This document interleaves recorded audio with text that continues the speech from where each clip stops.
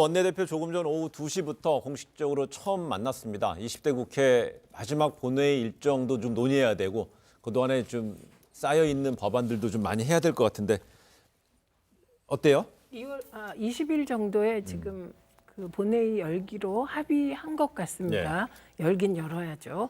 네, 그리고 그동안에 지금 주목을 받는 코로나 관련 민생 법안, 그리고 과거사 법안, 그리고 N번방 재발 방지 법안 외에도요.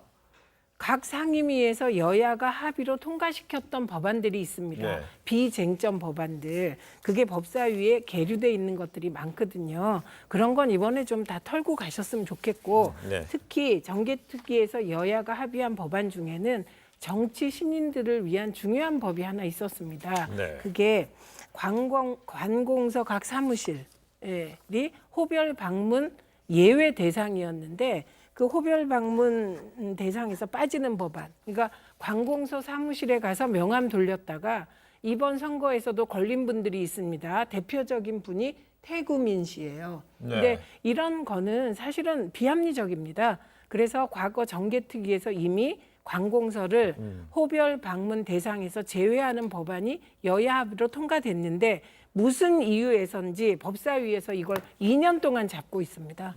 이런 법안을 포함하여 비쟁점 법안들은 빨리 통과시켜 주시면 좋겠습니다. 알겠습니다. 아주 대표로 이렇게 촉구를 하셨다고 여러분이 다 지금 옆에서 잘 이렇게 말씀하실 분들에게는 중요한 정보. 왜냐하면 최 직접적으로 관련이 있을 수도 있는 얘기이기 때문에. 제가 당한 거죠. 그러셨어요?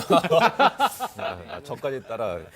그 이해충돌 방지에 걸리는 건 아니시겠죠? 아니겠죠. 그렇죠, 아닙니다. 예, 알겠습니다. 좋은 지적이셨어요. 예, 그래서요 오늘 그 여야 원내대표가 만났는데 그동안에 그 미래통합당 주호영 원내대표는 이제 집안의 중요한 상을 맡다 보니까 그러면서 그동안에 그 형제복지원 사건의 진실 규명으로 대표되는 그 과거사법 개정안에 대해서 지금 여야가 합의하기로 했다가 네.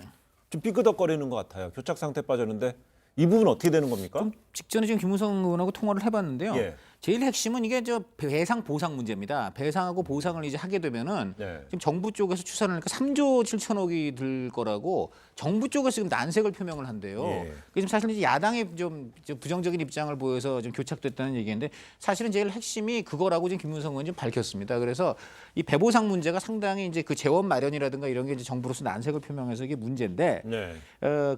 자기가 지금 그 복지원 희생자 피해자분들 이분들 지금 만나 보니까 이분들이 제일 원하는 거는 배보상에 앞서서 명예회복이에요. 명예다. 진상규명. 예. 그래서 지금 좀 접점이 보일 수 있답니다. 그렇기 때문에 이걸 가지고 김무성 의원이 통합당 주호영 원내대표를 좀 설득을 했고 그래서 지금 통합당 주호영 원내대표가 그 최승우 씨 등 그 복지원 피해자분들을 만났습니다. 네. 오늘 점심에 이제 김무성 의원이 미리 좀 점심을 먹었고요.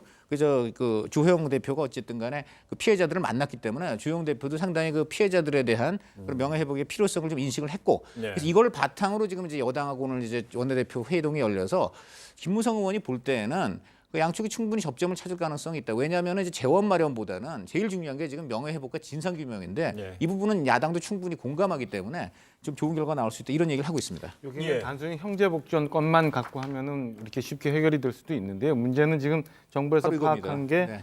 이 인정 피해자가 3만 6천 명 정도 돼요. 이것도 이게 있거든요. 형제복지원뿐만 아니라 노군이 양민학살 사건, 제주 4.3 사건까지 다 포함이 되거든요. 네. 그래서 일시에 그 1인당 1억 3천 정도 보상 문제를 정리한다면 4억 7천.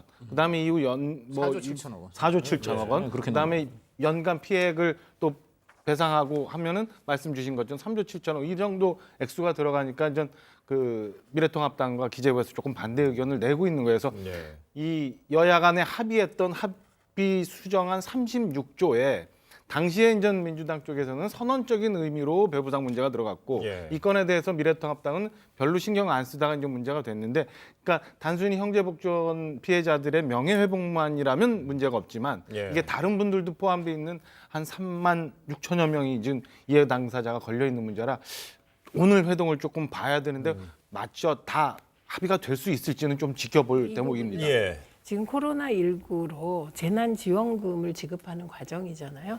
그러니까 이게 재경 당국에서는 걱정이 될 수밖에 없습니다. 그리고 이게 그냥 한번 돈이 들어가는 게 아니고요. 매해 3조 7천억 원 정도가 발생할 수 있다는 거예요. 네. 그러면 이게 여야가 합의하는 방식이 여러 가지가 있는데 예를 들면 배보상의 시기를 제한적으로 늦출 수 있습니다. 그래서 그런 식으로 네. 조금 이제 연차별로 액수를 줄이는 형식의 배보상 방식에 합의하면 합리적인 안이 도출할 수도 그래요. 있습니다. 또 걱정이 된다고 이제 많이 보도가 나오는 게 이제 처리 방식에 대해서도 본회의에서 이제 수정안 표결을 하게 될 때 혹시라도 이런 여러 가지 우려나 의견 때문에 수정안이 부결될 경우에는 원안 표결을 하게 되기 때문에 네. 그 점은 그러면 양당의 합의가 되는 구조가 아니고 네. 일방의 어떤 그 입장이 관철되는 거니까 오히려 이후에 또 논쟁이 불거질 수도 있다 이런 우려도 하는 모양인데요. 네. 그래서 이제 원내대표 회동에서 이런 처리 방식까지 포함해서 가장 이제 여야가 잘 합의해서 이견 없이 통과시키는 방법이 뭐냐 이거를 이제 마련을 어떻게 하느냐 이게 좀 관심 포인트인 것 같습니다. 알겠습니다.